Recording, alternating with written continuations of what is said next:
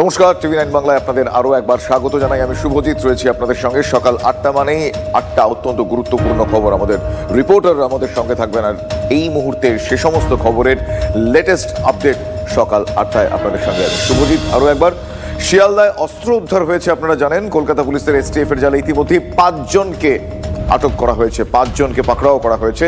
সুরেন্দ্রনাথ কলেজের কাছেই অস্ত্র নিয়ে ঘোরাফেরা দুষ্কৃতীদের MG রোডের অটো স্ট্যান্ড থেকে গ্রেফতার ৫ দুষ্কৃতীকে। ধৃতদের কাছ থেকে 7mm পিস্তল পাওয়া গিয়েছে ওয়ান শটার, 15টি গুলি পাওয়া গিয়েছে।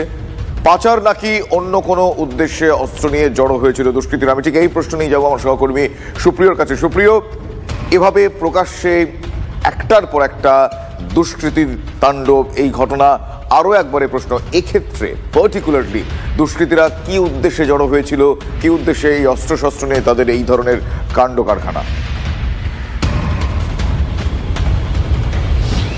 দেখো, STF এর গোয়েন্দারা, তাদের কাছে কিন্তু কলকাতা পুলিশের গোয়েন্দাদের কাছে স্পেসিফিক ইনফরমেশন ছিল এবং তার উপরে ভিত্তি করেই গতকাল সন্ধ্যাতে মুচিপাড়া থানা এলাকার সুরেন্দ্রনাথ কলেজের ঠিক উল্টো দিকে যে অটো স্ট্যান্ড রয়েছে সেই জায়গাতে কয়েকজন যুবক, যাদেরকে প্রায় সন্দেহভাজনভাবেই ঘোরাফেরা করতে দেখে তদন্তকারীরা, এবং তাদেরকে আটক করে তাদের কাছে তল্লাশি চালিয়ে, তুমি যেমনটা বললে যে 7mm semi automatic fire arms অর্থাৎ আগ্নেয়াস্ত্র এবং তার সঙ্গে বেশ কয়েক রাউন্ড, প্রায় 15 রাউন্ডের কাছাকাছি কার্তুজ উদ্ধার করেছে তদন্তকারীরা।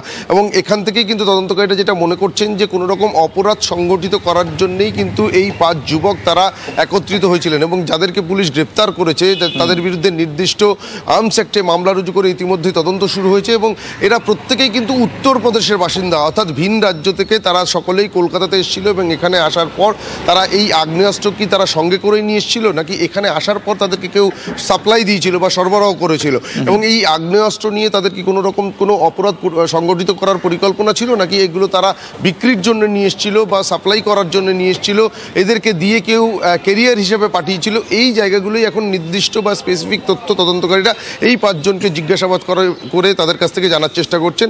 তবে এদের 5 জনের বিরুদ্ধে মুচিপাড়া থানাতে নির্দিষ্ট আর্মস অ্যাক্টে মামলা রুজু হয়েছে এবং তাদের প্রত্যেককেই আজকে আদালতে পেশ করা হবে। পুলিশের তরফ থেকে এদেরকে হেফাজতে চেয়ে আবেদন জানানো হবে। তার কারণ তোমাকে যেটা বললাম যে এদের ঠিক কি উদ্দেশ্য ছিল, কি কারণে, সেই উদ্দেশ্য কি জানতে পারা যাবে হয়তো তদন্তের সঙ্গে সঙ্গে। আপাতত তোমায় ধন্যবাদ জানাই সুপ্রিয়। কিন্তু এক্ষেত্রে উত্তরপ্রদেশ যোগ সেটা জানতে পারা যাচ্ছে।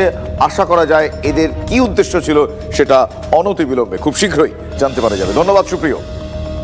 আতঙ্কে আছি, দেখছি এরকম ভয় লেগে গেল দেখে যে কোথায় যে হয়তো ডাকাতি বাকাতি উদ্দেশ্যে এসেছিল, এটাই শুনে ভয় লাগছে। দেখেও ভয় লাগছিল যেভাবে মারপিট চলছিল।